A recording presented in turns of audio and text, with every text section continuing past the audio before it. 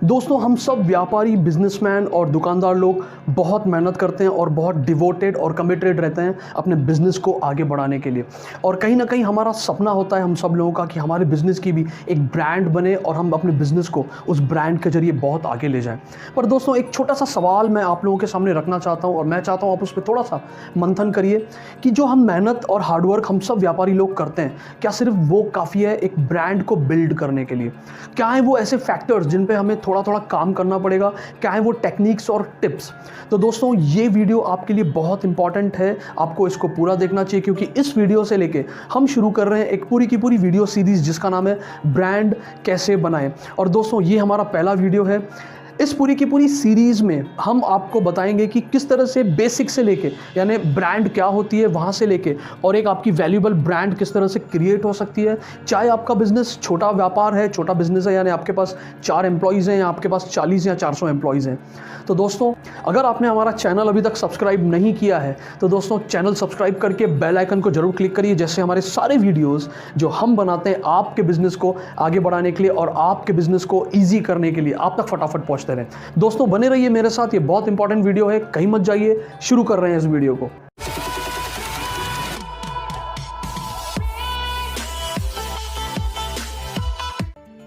दोस्तों, इस वीडियो को शुरू करने के पहले मैं आपको बोलूँगा कि दोस्तों आप हमें सुझाव दीजिए कमेंट सेक्शन में जाके, हमें और बताइए, हमें कमेंट करिए कि कौन से वीडियोस और हम बनाएं, आपके कौन से टॉपिक्स पे आपको बिजनेस में तकलीफ हो रही है, क्या इश्यूज़ हो रहे हैं आपके बिजनेस की। कोई अगर ब्रांड है तो हमें ज़रूर बताइए।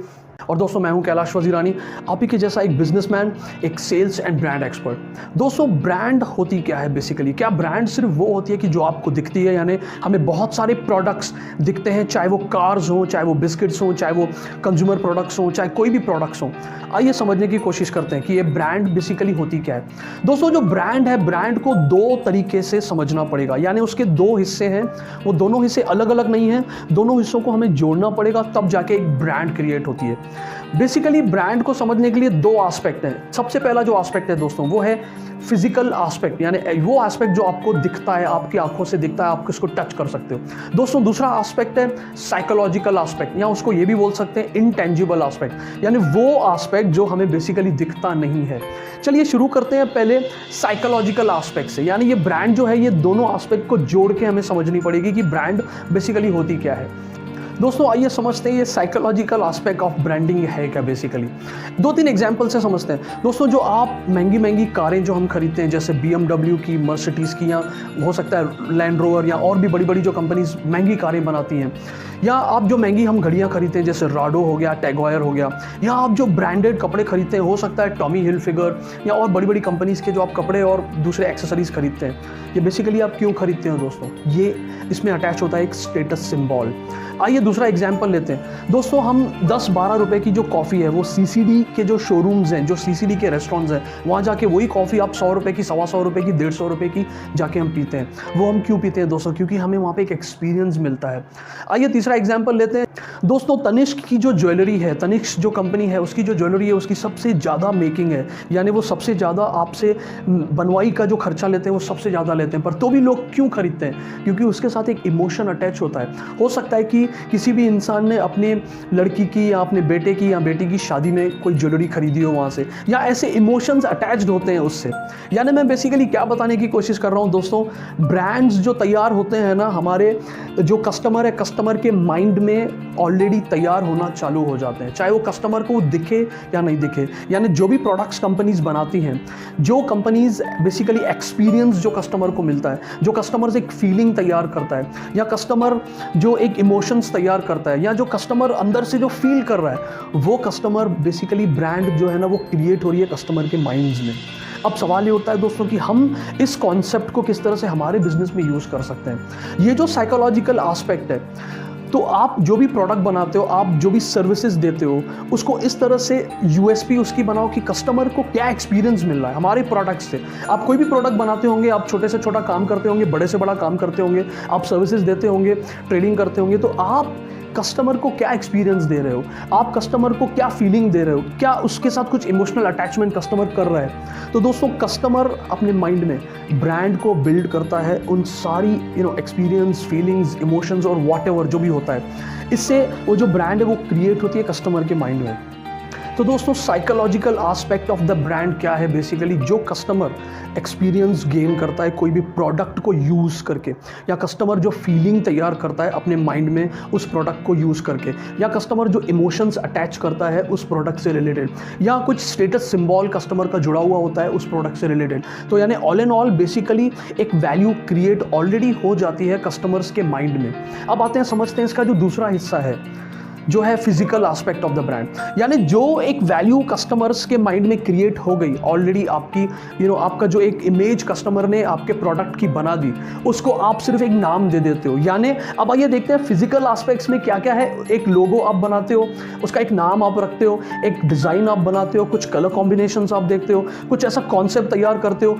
तो ये है फिजिकल एस्पेक्ट, यानी बेसिकली जो आपको फिजिकली मार्केट में दिख रहा है, यानी जो प्रोडक्ट्स की पैकेजिंग दिख रही है, कुछ प्रोडक्ट्स दिख रहे हैं, बहुत सारी चीज़ें, उसका कलर दिख रहा है, उसका कॉम्बिनेशन दिख रहा है, जो उसको आप लेके खरीदते हो प्रोडक्ट को, बेसिकली वो आपके माइंड में ऑलरेडी रहता है सर। तो होता क्या है, तो वो फिजिकल जो हम नाम रखते हैं, जो लोगो हम डिज़ाइन करते हैं, जो ये सारा हम जो फिजिकली करते हैं, वो बेसिकली सिर्फ हम उस माइंडसेट को एक आइडेंटिफिकेशन दे रहे हैं। तो यानी ऑल एंड ऑल ब्रांड क्या है, what is brand? Brand is nothing but it is already present in the minds of the consumers through experience, through feelings, through emotions, through status symbol. ये सारी चीज़ों को कस्टमर जब use करता है, जब उसको एक्सपीरियंस करता है, तो कस्टमर अपने माइंड में एक ब्रांड बना लेता है। और हम बाहर से क्या करते हैं, हम हमारी ब्रांड को क्रिएट करते हैं। तो ब्रांड ये है दोस्तों कि आपको एक लोगो डिज़ाइन करना पड़ेगा, आपको उसका एक नाम रखना पड़ेगा, उसका एक कॉन्सेप्ट सोचना पड़ेगा, पर वो क्रिएट करने से आपकी ब्रांड नहीं बनती है, आपकी ब्रांड बनती है कंज्यूमर्स के माइंड में। तो दोस्तों इस वीडियो में अगर मैं थोड़ा सा ब्रीफ में आपको समझाने की कोशिश करूं कि ब्रांड क्या होती है, वो कहां से शुरू होती है।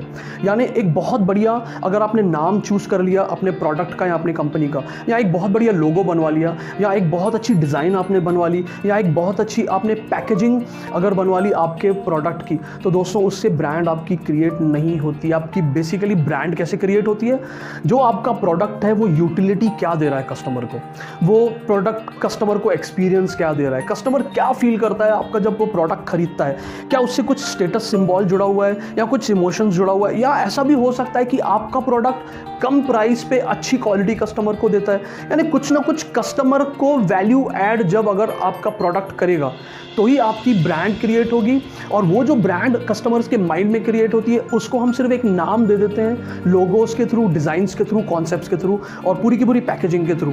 तो ये दोनों चीज़ें जोड़ के, यानी फिजिकल एस्पेक्ट जो है वो बहुत मायने नहीं रखता है, मेन है साइकोलॉजिकल एस्पेक्ट जो है ब्रांड का, जो कस्टमर एक फील करके जो अपने माइंडसेट में बना लेता है। तो दोस्तों मैं चाहता हूँ आप हमें कमेंट सेक्शन में ज़रूर बताइए कि आपके बिजनेस की कौन सी ब्रांड है और आप क्या सोचते हैं इस वीडियो के बारे में, और कौन से टॉपिक्स पे हमें वीडियोस बनाने चाहिए।